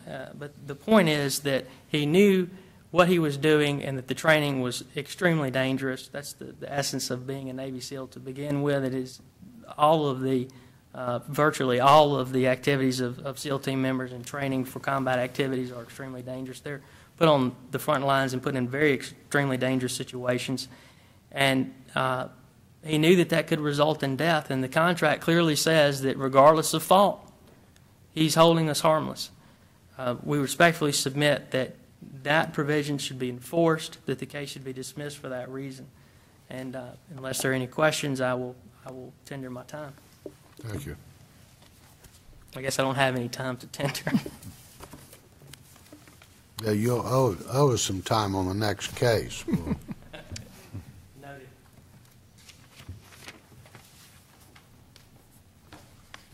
May it please the court, I want to address one thing. Mr. Atkins, when he started out, said that the defendants did not want to minimize Mr. Ghane's, my client's death, or not. I guess the essence of his statement was not take responsibility. That's exactly what they're trying to do. Not only with the release, and I'm not sure if the court, if you want me to go ahead and talk about the release argument, or if we want to go back to justiciable question. We don't make those judgment calls for you. Okay. Well, I guess I'll work in reverse order, and I'll talk about the release since that's what he just left off with. This is a contract. It's an adhesion contract. He didn't have a choice. Alex was under orders by the U.S. Navy to go to this facility and to conduct exercises. The release states that his enrollment as a student and training or instruction. The testimony from the two individuals that were deposed, they were adamant that they did not provide any training or instruction in the shoot house. All they did was they leased or they rented the shoot house to the Navy. They didn't have anything to do with the training that was in there. Mr. Atkins stated that his clients were not there. They were not in the shoot house. They were on the premises of Mid-South on the day that this happened. And so, for that reason alone, I mean, he was not enrolled as a student, and he did not receive any training or instruction. If there was any consideration, I believe Mr. Atkins said a promise for a promise, it would be as his enrollment as a student and in exchange for him receiving instruction and training. Well, since he didn't get either one of those, I agree, there is no consideration for this release. And he also did not have a choice. He was under orders, and I believe that the Navy's report references that Mid-South should not force their soldiers to sign an unconditional release when they're there under orders to do military training.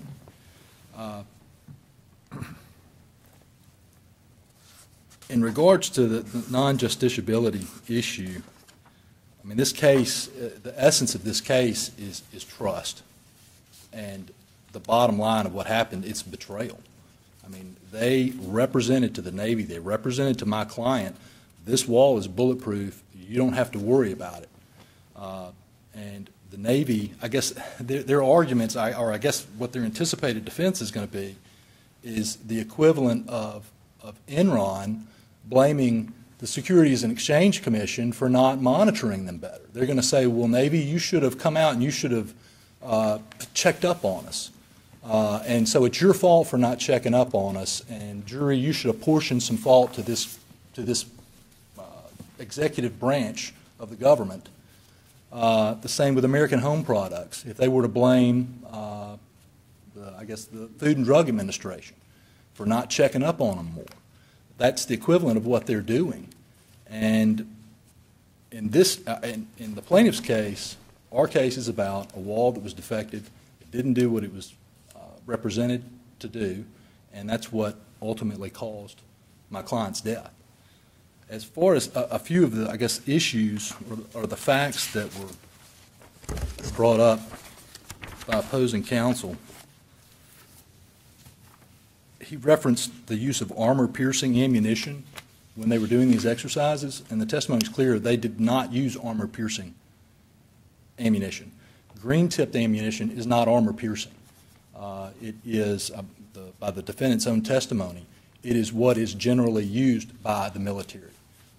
In fact, Mr. Sanders, who's the general manager, said that that is typically the ammunition that they always had. Now, you, cross that with the testimony from Mr. Shaw, who one of his defenses is that they were using green-tip ammunition on the day this occurred. That's a non-issue in the plaintiff's standpoint, because on their website and in their brochures and everything else, they represent that green-tipped ammunition is fine, that you can bring it and use it at this facility. You brought up a point I hadn't heard before. Mid-South is on the internet. You can... It's weaponstraining.com. Weaponstraining.com. Yes, sir. So what does one learn if they go to that website? Well, one is that they represent that their ballistic walls, that their walls are ballistic, that they are capable of stopping 308 rounds, which will represent to the court a 308 is... The same thing as a NATO 5.56, isn't it? It's a 7.62. 7.62. By 51 inch, which is substantially larger than the rounds that they were using, which were the 223 Remingtons, which are 5.56.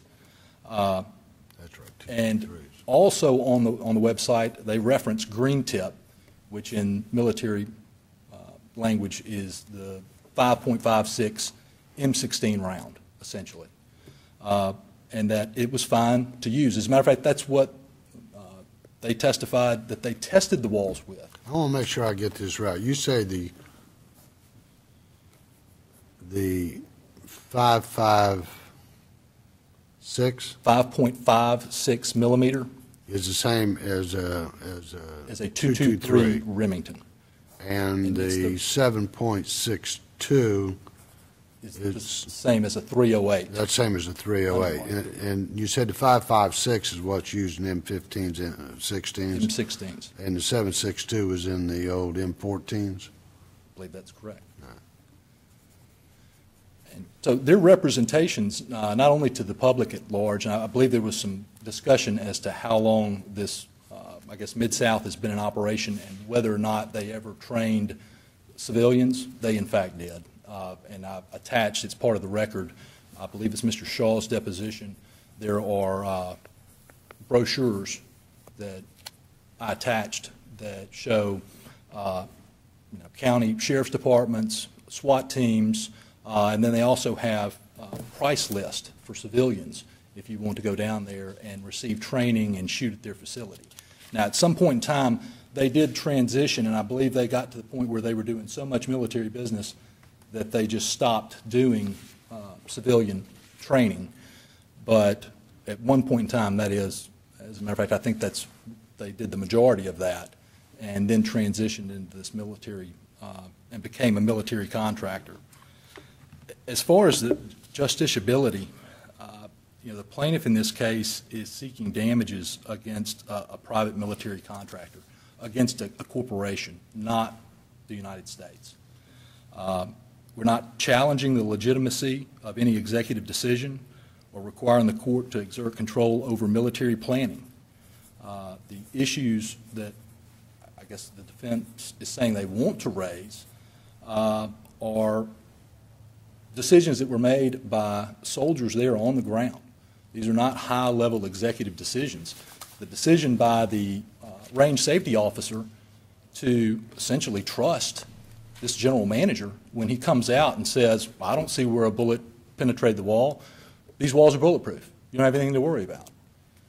His decision to trust the man and continue to trust them, I don't believe implicates anything that was reserved by the Constitution to the executive branch.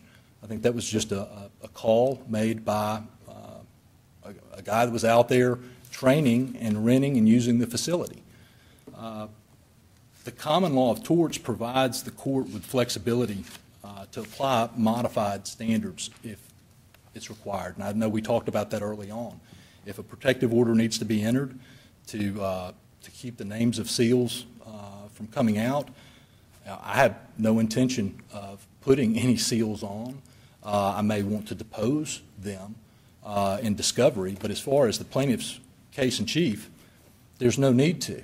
The issue in this case is the wall wasn't bulletproof, and they said that it was. And then if there's any concerns by the court as far as exerting or any prudential concerns of the court, this is a damages case. We're not asking the court to enjoin any military judgments or any military actions, and not asking the court to get involved in a military decision or a military action.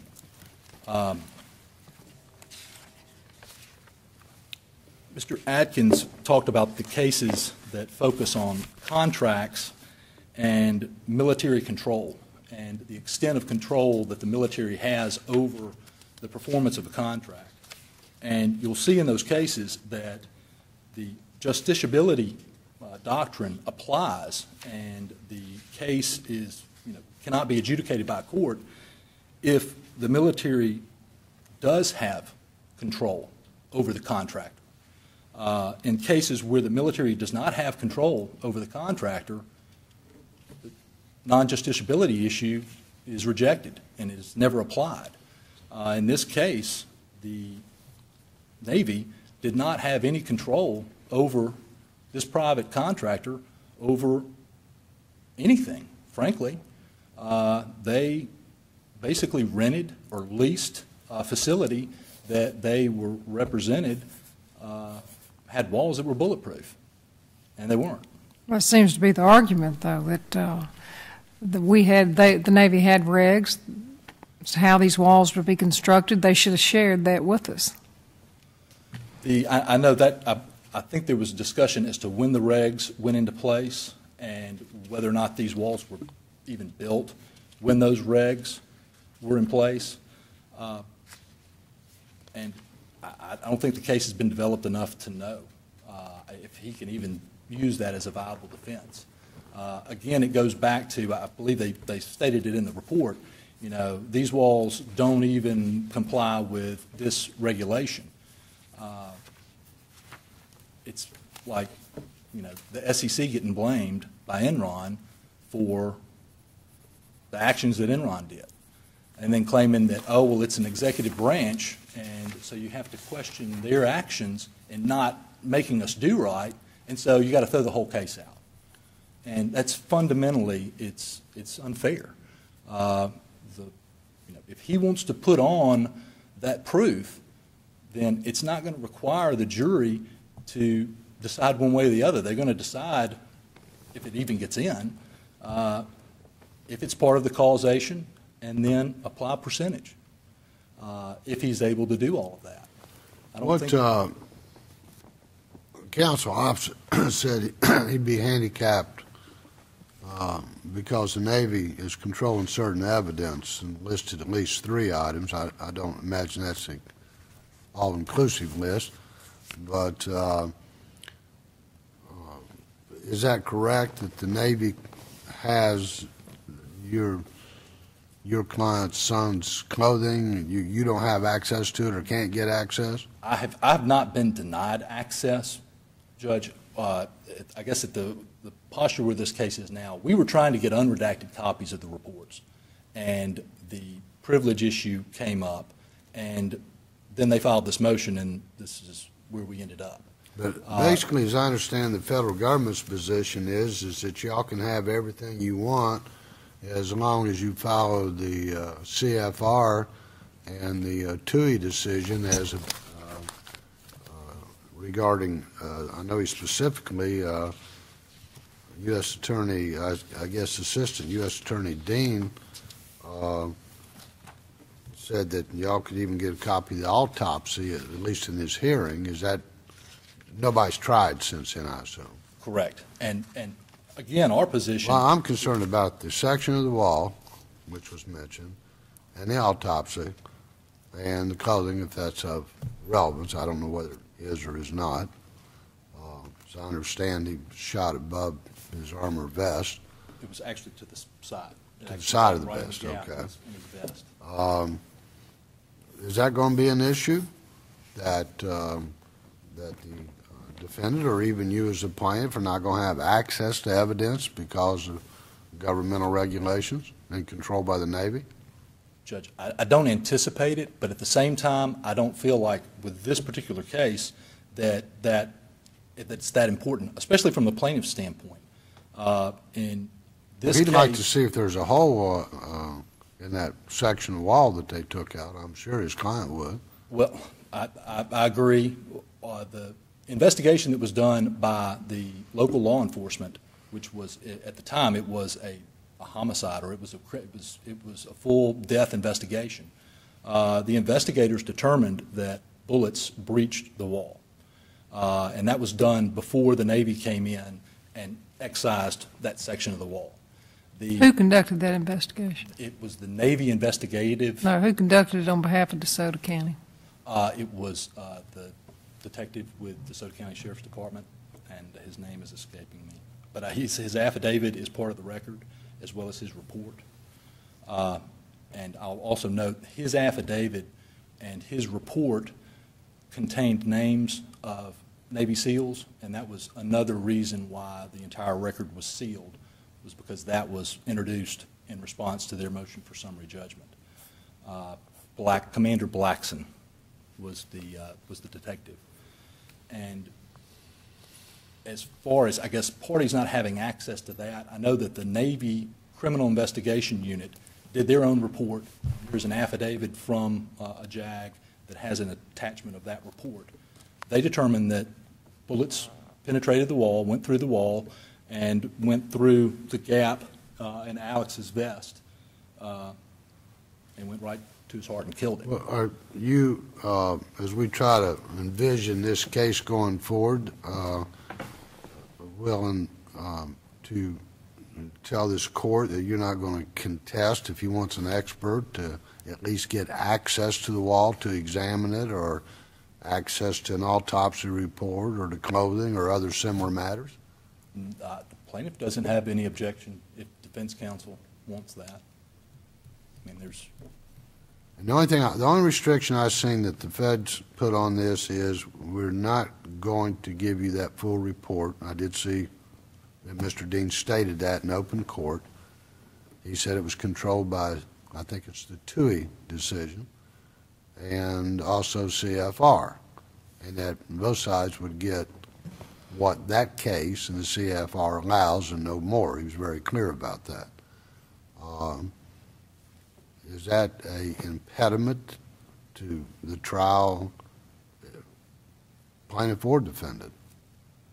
The plaintiff believes that this case can be tried without the naval report, really based just off the investigation of DeSoto County and the representations of the defendant, even though they deny or they want to take the position that they're not going to admit that bullets penetrated this wall and caused this death. Them doing that, I guess, on the record and then them doing that on the stand in front of a jury is going to be two different things. And so I don't, from a plaintiff standpoint, we don't feel like it's absolutely necessary to have the Navy's involvement in this at all. It's just a clear-cut case of a wall that was not built right. And they continued to represent that it would do things that it couldn't do and didn't do. Do you have any additional? I see you still have time up there, and you can certainly use it, but if you, I guess, a few points. He indicated that my expert and I never visited the facility, and that is true. I've not been to the facility. In my talks with Mr. Atkins, I wanted assurances that when I was there with my expert that there would be no rounds or there would be no guns discharged for obvious reasons. I don't want to go out there and become another accident, being the plaintiff's lawyer that's suing this group. They would not give us the assurance that they would stop training or that there would be no shooting when we were out there, and so consequently, we haven't been yet. well, if you are able to stay in court after this decision, then I'm sure a trial judge can deal with that. Yes. Do you And want, appropriate orders that make everybody feel comfortable to go out there and do what needs to be done.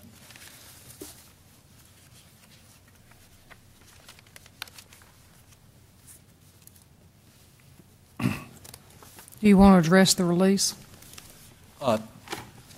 Yes. I guess as I outlined in my response, this is a release. I mean, it's a contract of adhesion. I mean, he was it was handed to him, and he said, you have to sign this. He didn't have a choice one way or the other. And given the circumstances and the fact that he was under orders from the military to go and do this training, he didn't have a choice. Secondly, the trial court found that the release, basically said, we're not.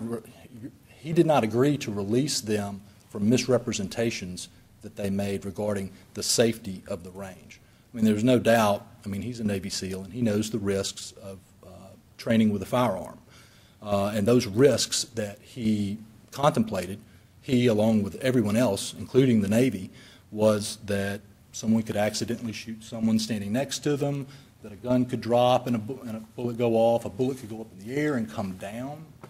But based on the representations that they made that these walls were ballistic, they never released these defendants from liability for false representations regarding certain areas or aspects of that facility.